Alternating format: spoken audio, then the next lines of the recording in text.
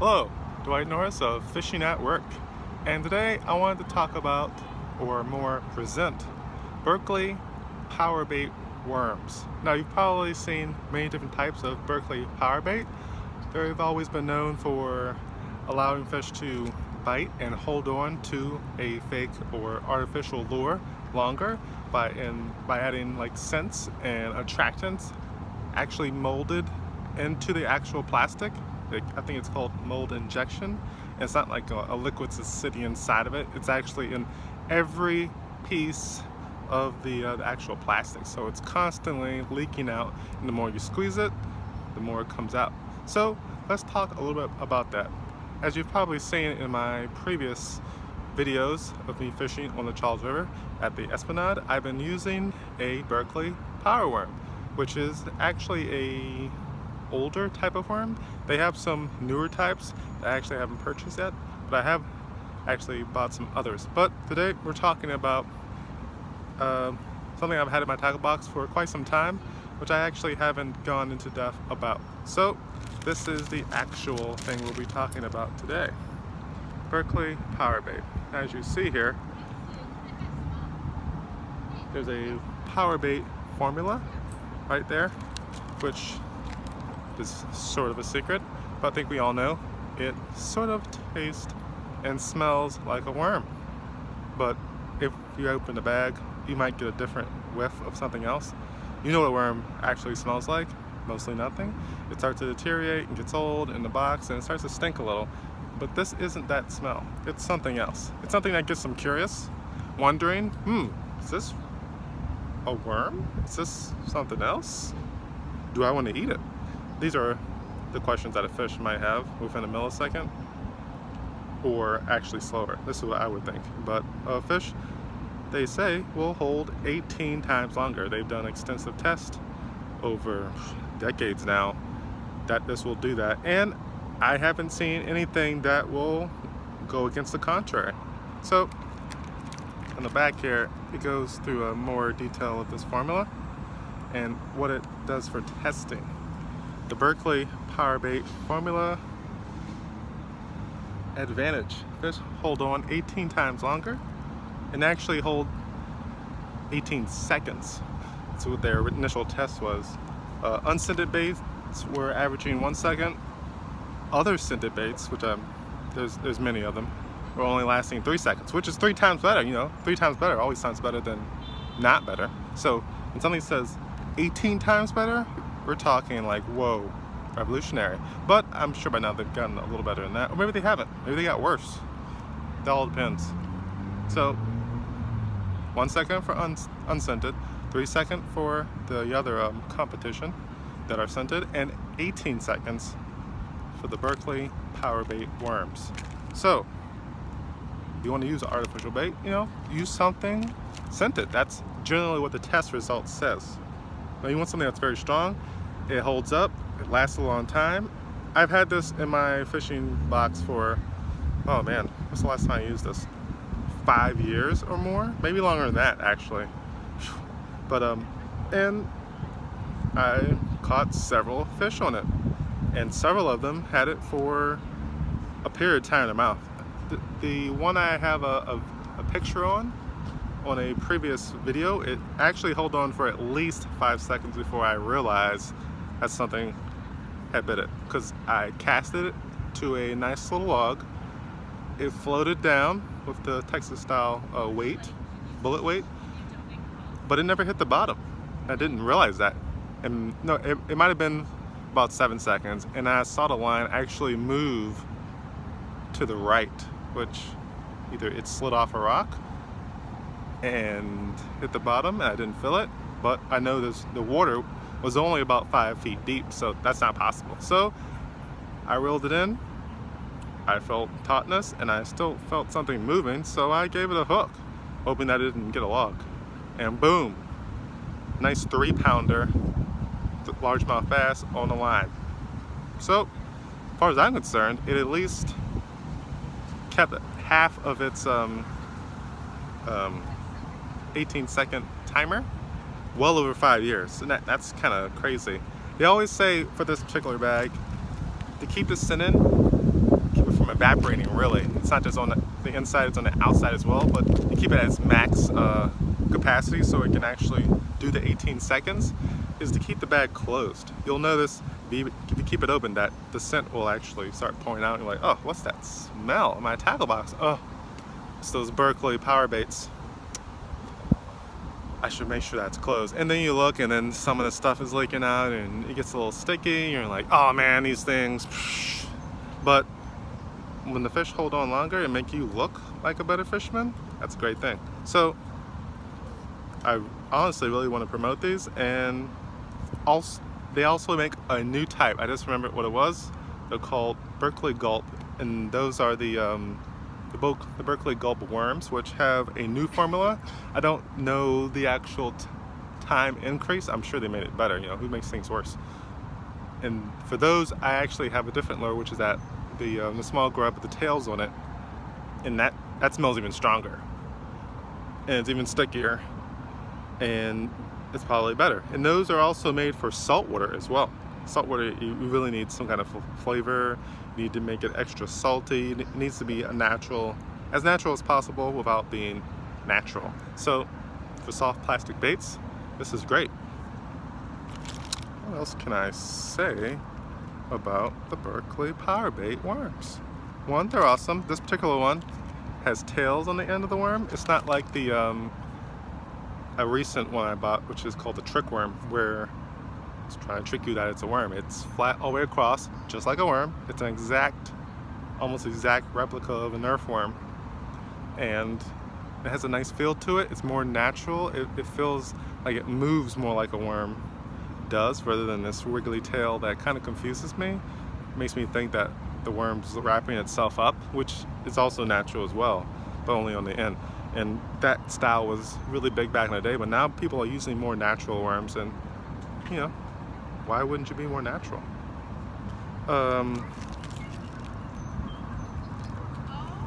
So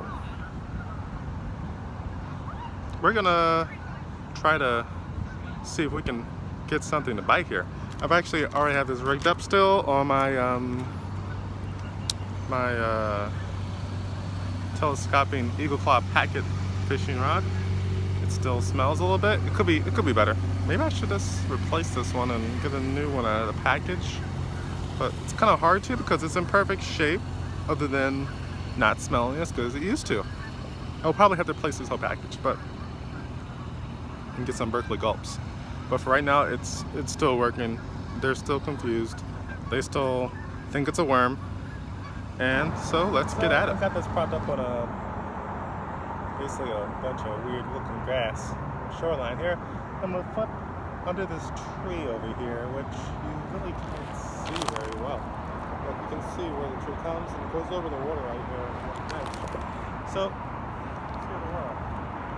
Here's my power worm.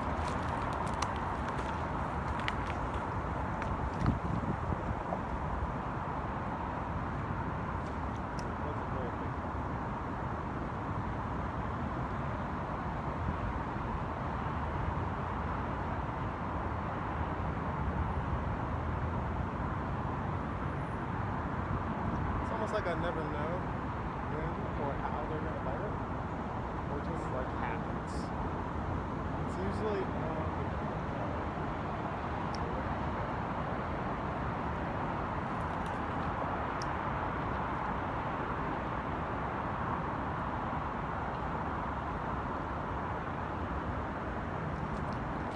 oh, just got a bite there.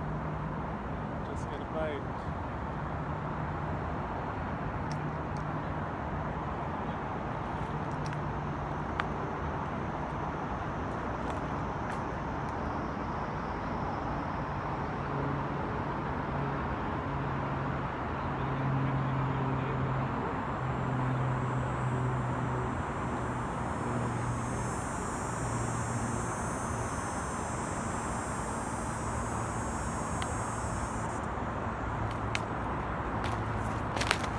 I gotta say, it's really annoying when you get a bite and you're like, tug, tug, tug, and I hit it, and then you pull back on it, and they're not there anymore.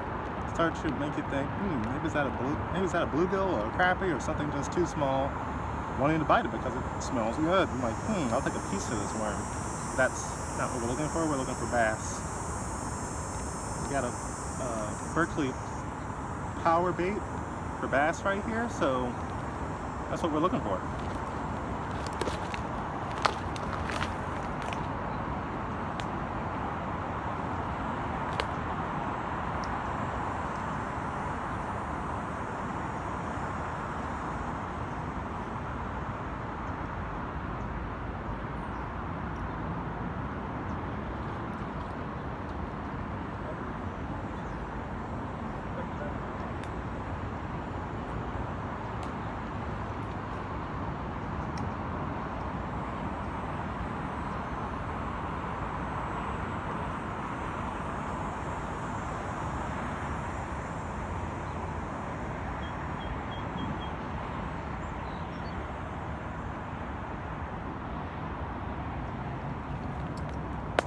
Not sure what happened to the fish right there, but over this way.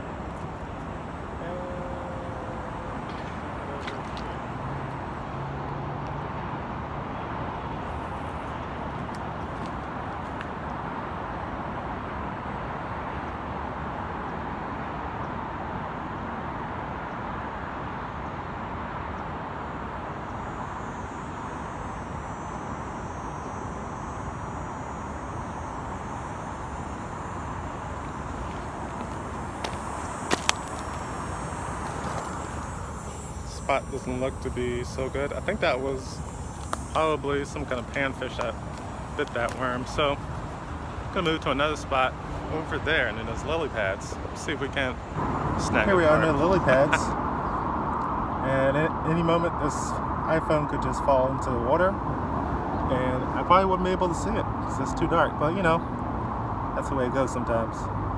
No, I'm kidding. I'm gonna go in there and get that iPhone. There's no way I'm letting that go. So let's try out these lily pads.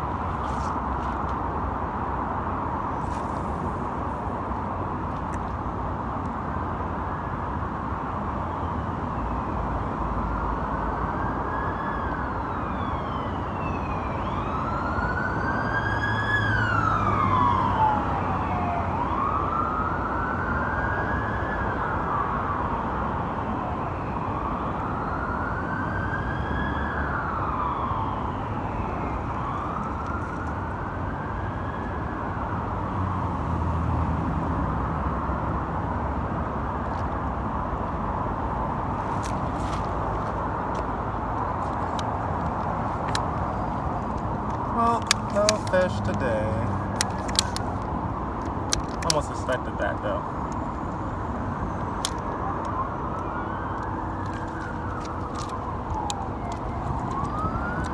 In a nutshell, this river is more prone to minnows and herring than to worms and crustaceans.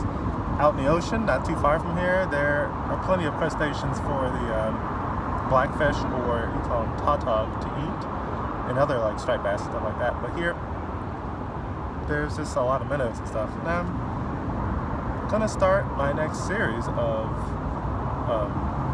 unboxing slash, etc. videos about different baits other than worms, because those do better here, and I can present them better, and catching a fish with it, it just makes them cool. Just like when I had that countdown minnow from Rapula. But I want to show you one thing. There are some minnows schooling right next to shore, and they're about this small, 1.5 inches, maybe 2. And if I can get something that size, which I believe the Panther Martin spinners, I'm gonna start nailing some panfish around here with that little treble. With a 1/16 ounce or 1/32 ounce. I'll have to get I think this line is just light enough to do that.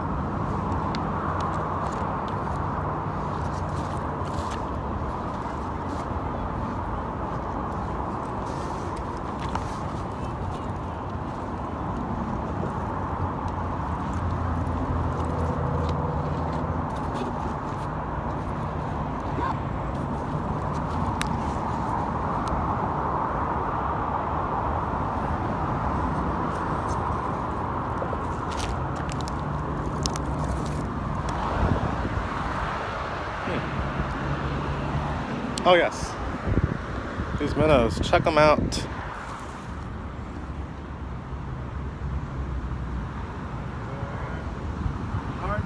They're hard to see, but look closely, you'll see these small minnows flickering. I'm guessing they're minnows, I'm not really sure what they are. That's my first time actually seeing those here, so that's pretty cool.